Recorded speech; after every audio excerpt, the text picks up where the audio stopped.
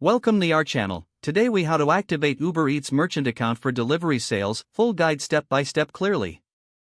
To activate your Uber Eats merchant account for delivery sales, begin by visiting the official Uber Eats website. Click on the Get Started button to begin the registration process. You will be prompted to enter your business information, such as the name, address, and contact details of your restaurant. Make sure to provide an accurate email address, as you'll receive important information here. Next, create a unique password for your account that meets all security requirements. Once you've entered your details, click on the Create Account button. You will receive a verification email shortly after. Open the email and click on the verification link to confirm your account. After verification, log into your Uber Eats merchant account using your email and password. On the dashboard, go to the menu section to update or upload your food items. Make sure to add detailed descriptions, prices, and high-quality images for each item.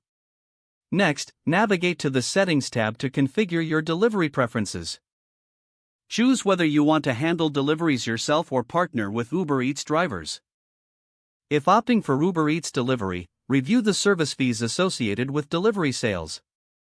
Now, add your payment information to ensure you can receive payouts for your sales. Once your payment details are confirmed, proceed to the Promotions section. Here, you can set up promotional offers to attract more customers. Make sure to double-check all the entered information for accuracy. When everything is completed, submit your account for review. You will receive a notification once your account has been approved. After approval, explore the Analytics section to track your sales and performance metrics. This will help you understand your business trends and areas for improvement.